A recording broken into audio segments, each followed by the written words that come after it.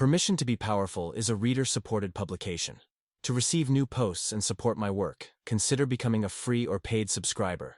I'm one of those people who loves talking about ADHD. Not because I need to make it my identity, but because most people have no idea what it really costs. Some people live under the same roof as an ADHDer and have no clue what they're going through. Some people are actively making it worse. And then there are those who have ADHD and don't even know it. I used to be one of them. Getting my diagnosis changed everything. I see it all the time. Someone gives off the telltale ADHD vibe and I ask, do you lose things a lot? Do you forget people's names right after they introduce themselves? And more often than not, they say, wait, that's ADHD? Yes. Getting diagnosed was both empowering and life-changing, because once you name the beast, you can fight it. ADHD costs you more than you think. Some costs start accruing from the day you're born. For example, 50% of people with ADHD also have dyslexia. I'm one of them. That means I can't process words like most people. My brain doesn't feel like doing it most days. Reading takes me twice as long as everyone else. And when you're a smart kid but can't keep up, it chips away at your confidence, one failure at a time. How ADHD made school a war zone. In high school, I knew I wasn't going to get my highest scores in English. I'd have to work twice as hard just to keep up. I had to push myself beyond my limits just to survive. And so, I learned early. If I wanted to succeed, I didn't have the luxury of slacking off.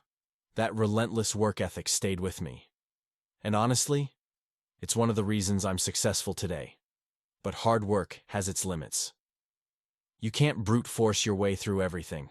Some people want good grades and a social life. But with ADHD, you're so busy compensating that you don't have time for both.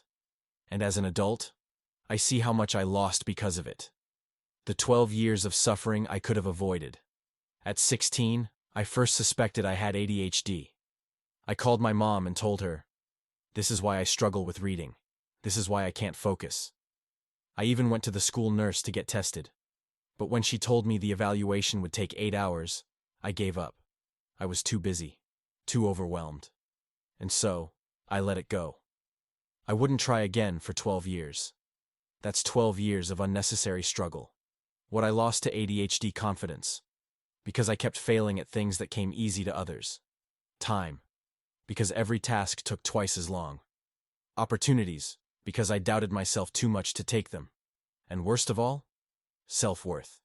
Because when you keep screwing up, you start believing, maybe I'm just not good enough.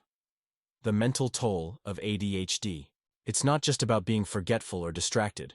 It's about feeling incompetent even when you're smart, struggling to focus on anything meaningful, avoiding intellectual challenges because they're too exhausting, becoming addicted to instant gratification because it's easier than pushing through discomfort, lacking self-control, leading to bad habits, wasted time, and regret.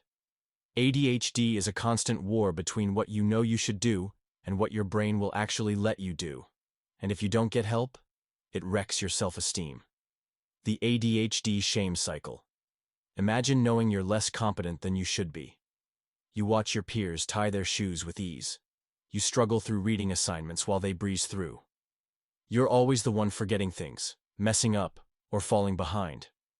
And by the time you're an adult, you've internalized the idea that you're just bad at life. That's the hidden cost of ADHD. 20,000 more criticisms.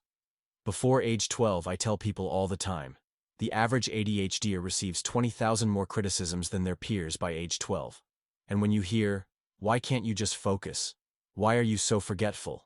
Why can't you do anything right? Over and over, it shapes you, until you start believing it yourself. Taking my life back. I can't get back the years I lost to ADHD, but I can make sure it never robs me again. Here's what I've learned. ADHD doesn't make you less intelligent. It makes you think differently. You're not lazy. Your brain is wired for stimulation, not consistency. You have to build systems, because willpower won't save you. Medication helps, but so does structure, self-compassion, and understanding yourself.